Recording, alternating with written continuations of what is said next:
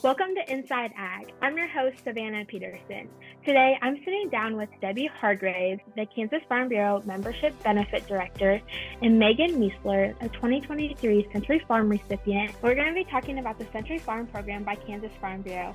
Welcome, Debbie and Meghan. Thank you. Thank you for having us. Thanks, Savannah. It's great to be here today. Absolutely. Debbie, can you just start off with an overview of the Century Farm program that Kansas Farm Bureau has? I'd be happy to. Kansas Farm Bureau's present Century Farm program began in the year 2000, and that was as a way to recognize our members for their legacy and heritage. Then in the year of 2019, which was also Kansas Farm Bureau's centennial year, we decided to expand the program. We wanted to expand the program to include the sesquicentennial farms, or those that are maintained in the family for more than 150 years. And since the start of our programs, Kansas Farm Bureau has recognized 3,144 century farms and 112 sesquicentennial farms throughout our state. Kansas Farm Bureau provides a large metal sign for each century or sesquicentennial farm, so that the family can proudly display that on their property. And the County Farm Bureau gets involved by presenting the sign and recognition to the family at an event that they hold locally. Awesome. Well, it sounds like a great way to recognize farms that have been in the family for many years. Meghan, your family was a 2023 recipient of the award. Can you kind of give us a little background on your family and your farm? Well, thanks, Savannah, for the question.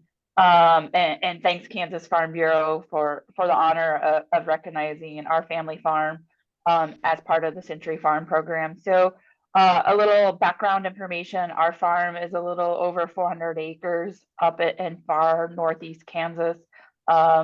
Located on the Kickapoo Nation Indian Reservation is most of our farm ground. Mainly corn, soybeans, crops, lots of timber, and lots of pasture ground. So our farm started in 1923 when my great grandfather purchased the land. He then later gave portions of the land of the current homestead to my grandfather, Carl Mueseler, and then my grandfather passed away in 1980. My sister and I were the only two grandchildren to my grandfather. So he left the farm in trust to my sister and I. It remains in a trust today for my sister and myself. My dad is the trustee of the farm, as well as we cash rent the entire farm to the Pollock family, who helps us run the farm today. It sounds like you guys have a very deep history on your farm. When you saw this program, what really encouraged you or made you guys want to apply for the Century Farm Award? Yeah, and many of you listening today will recognize my name. I've been an active member of Farm Bureau probably since I started in high school and was working at our local Farm Bureau insurance office, including our family having our insurance through Kansas Farm Bureau. And then moving into college, being part of the, I would say, Debbie, probably the preface to the collegiate program. So being part of the Young Farmers and Ranchers program, and then serving on the National Young Farmers and Ranchers back a few years ago, I would say. And so knowing about that program. And so for me, one of the things is I don't remember my grandfather because I was so young when he passed away, but knowing that he passed a farm and he passed a way of life to my sister and I, knowing that my dad wasn't necessarily going to farm the ground himself, but wanting to give two young children a place to come home, to call home, and to grow up in rural America. So that's something I think that this program recognizes as a century farm, of not only how do we pass agriculture on to the next generation, but how do we pass those values on to the next generation. And I think that's really important as we think about this program and thinking about being part of this if you want to say part of this club, this Century Farm Club, there's a lot of values and there's a lot of history that goes along with it. Megan, it sounds like your family is full of amazing history and definitely deserving of this recognition. But what does it mean to you and your family? I think there's a sense of pride. I don't know if left to my mom and dad's own will, that they would have applied for this. I'm probably the person that wants to keep this family name alive.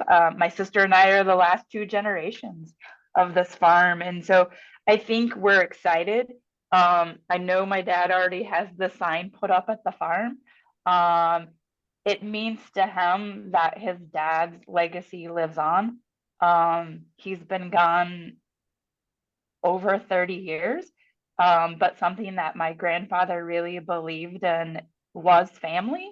And so for this to remain in the family, and I can't go without saying the family that manages or that works the ground, they keep many of the traditions of my grandfather and keep many of the practices alive. And so just the care that they take for the ground and for what my grandfather stood for really means a lot to our family. You guys have put in a lot of hard work over the years, and there's a lot of other families across the state that have very similar stories to you. Debbie, why is it so important to you to recognize these long-lasting farm families?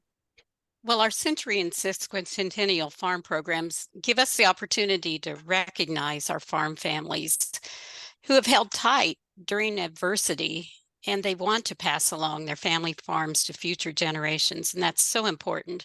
As you can tell from what Megan was saying, each of these family farms is unique and they have a story to tell.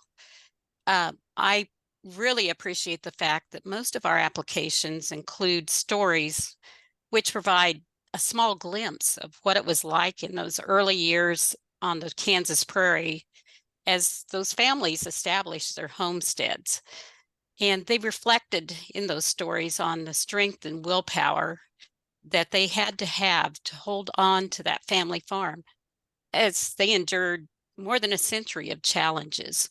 You know, when you think back over that 100 to 150 year time span, many significant events came to my mind, such as 2 world wars, the Dust Bowl, the Great Depression, and many years of difficult economic times. And farming and ranching has always demanded a deep commitment from which we all now benefit. So I would say honoring the commitment and sacrifice of these families as they preserve farms for future generations is very important to us at Kansas Farm Bureau. Absolutely. I think that really goes to show the mission of Farm Bureau. Debbie, one last question for you. People that have had farms in their family for over 100 years, how do they go about applying for the Century Farmer Award? Well, we encourage them to do so, and the eligibility requirements for consideration are: first, the applicant must be a Farm Bureau member in Kansas. Second, they must have ownership within the same family for 100 or more years and still have at least 80 acres of the original Kansas farmland. Third, the present owner must be related to the original owner.